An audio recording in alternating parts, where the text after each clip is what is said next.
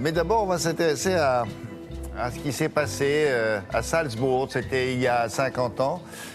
C'était un tournage dans cette ville et 50 ans plus tard, on en parle encore. Et Amaury Guibert s'est rendu sur place, bien sûr. Le film, c'était La Mélodie du Bonheur avec Julie Andrews, un film signé Robert Weiss. Et aujourd'hui encore, 50 ans plus tard, les fans viennent encore et l'esprit du film plane encore sur la ville. Amaury, bonjour. Bonjour William, bonjour à tous. Alors j'aurais peut-être dû vous parler de Dansons sous la pluie vu le temps qu'il fait aujourd'hui à Berlin, mais c'est vrai que la mélodie du bonheur, cette petite mélodie, elle résonne encore dans les rues de Salzbourg et dans les montagnes environnantes. Le site est vraiment intimement lié à ce film. Il a servi de décor à cette comédie romantique que les uns trouveront un peu mièvre et que les autres adorent parce qu'ils trouvent ça follement romantique. Alors la mélodie du bonheur, c'est l'histoire de la famille Von Trapp, le père, veuf, ses 6 enfants et surtout Maria, cette jeune gouvernante jouée par Julie Andrews, le tout sur fond de montée du nazisme à la fin de la Deuxième Guerre mondiale. Le film est sorti il y a 50 ans, mais en fait il est tellement diffusé, rediffusé à la télévision qu'il continue de fasciner même les plus jeunes. Et quand on se promène dans les rues de Salzbourg, eh bien il est assez facile de trouver les différents endroits où le tournage a eu lieu. On va voir cela dans ce sujet réalisé avec Brice Boussoir.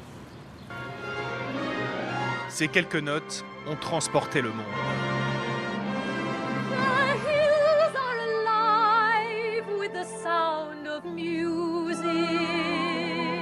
La mélodie du bonheur, chantée par Julie Andrews dans les montagnes autrichiennes.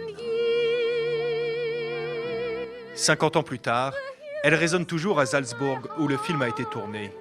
Le studio d'Hollywood avait alors trouvé le décor idéal pour cette comédie musicale. Le petit pavillon de musique est toujours là.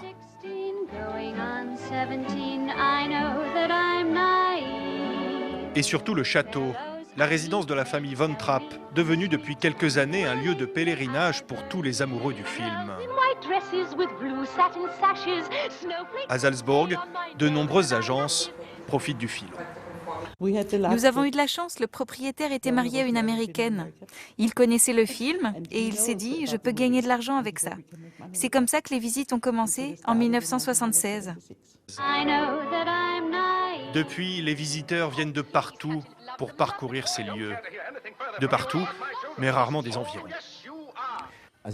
En fait, la mélodie du bonheur n'est pas très connue en Autriche. Les gens ont entendu parler du film, mais il n'y en a pas beaucoup qui l'ont vu. Et c'est la même chose pour l'Allemagne ou la Suisse. 50 ans après, la mélodie du bonheur va s'offrir une deuxième jeunesse. Une version restaurée qui pourrait enfin conquérir le cœur des Autrichiens. Cela dit, on n'a peut-être pas parlé du carton mondial qu'avait fait ce film à l'époque. Non, c'est impressionnant. Ah oui, William, c'est phénoménal même comme succès. Alors un succès qui vient plutôt des pays d'Asie et des pays anglo-saxons, comme on l'a entendu dans le reportage. Mais oui, c'est l'un des plus grands succès de l'histoire du cinéma. Troisième succès de l'histoire du cinéma américain. Le film occupe la 5e place du box-office mondial de tous les temps. C'est vous dire un peu où il se situe, derrière Autant on emporte le vent ou Star Wars. En fait, le film a été un tel succès, il l'est d'ailleurs encore, qu'il a vite été rebaptisé en version originale The Sound of Money, ce qui en version française fait La mélodie de l'argent. C'est quand même un petit peu moins romantique. Tu parles d'une mélodie du bonheur ce matin à Berlin. C'est de la neige fondue que vous avez autour de vous là, non? Ah oui, oui, c'est de la neige fondue. Bon, allez vous mettre à l'abri. Neige fondue à Berlin. Merci. À plus tard.